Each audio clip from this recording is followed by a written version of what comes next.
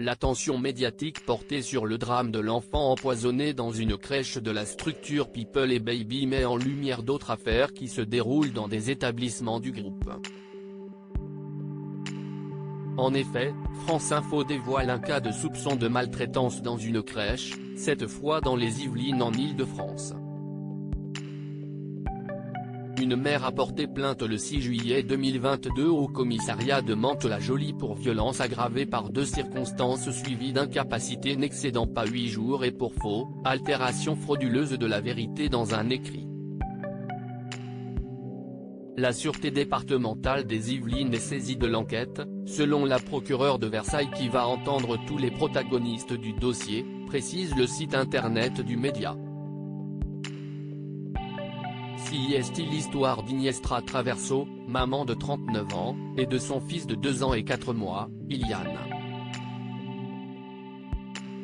Elle raconte avoir vu de ses propres yeux une employée de la crèche où son enfant est inscrit le secouer brutalement.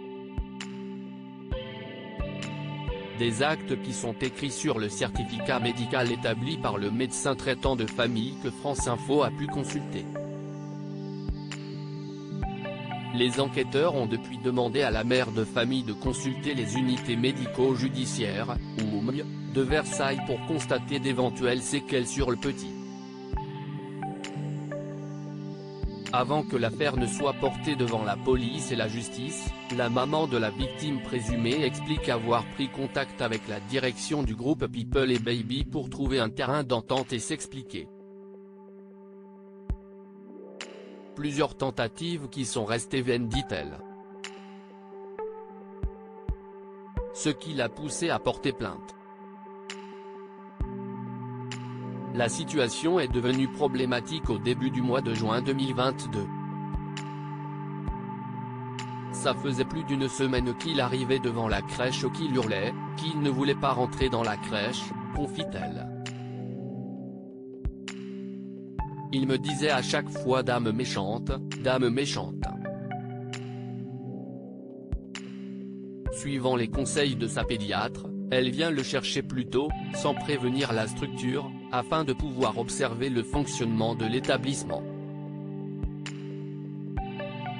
Le 10 juin, elle arrive donc 1 heure plus tôt.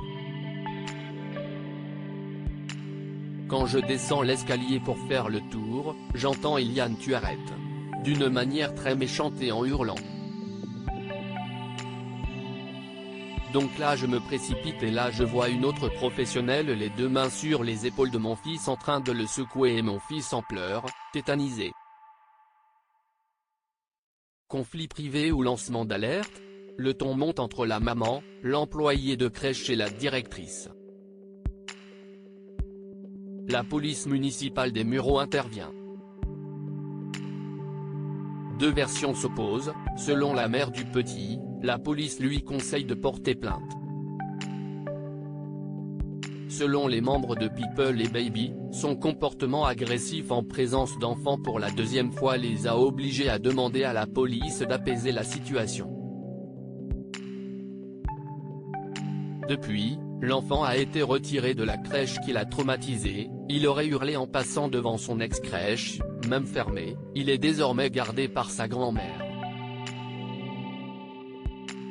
La maman a porté plainte également pour faux, altération frauduleuse de la vérité dans un écrit. Elle soupçonne la directrice de la crèche d'avoir signé un nouveau contrat à sa place, après la fin de celui signé entre décembre et fin mars, ajoute France Info. D'après elle, un signalement à la protection maternelle et infantile, PMI, pour tous les dysfonctionnements de la crèche et notamment le sous-effectif et turnover constant. Contactée par France Info, la PMI n'a pas confirmé ce signalement. Le groupe People et Baby n'a pas réagi, malgré les relances du média.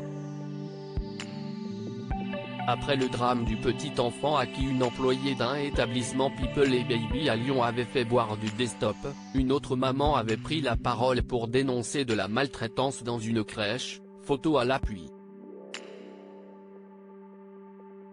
Encore en poste dans un établissement People et Baby, une puéricultrice en Seine-Maritime a aussi décidé de parler, pour dénoncer et pour aussi ne pas cautionner ce qui se passe sur son lieu de travail. Si la justice est en train de faire son travail, des actes de négligence sont mis sur la table, ouvrant le débat sur la gestion de la petite enfance en France, à l'image des problèmes dans le traitement des personnages âgés dans les EHPAD après le scandale Orpea. La secrétaire d'État à l'enfance, Charlotte Caubel, avait demandé au département d'intensifier les contrôles notamment pour les crèches People et Baby.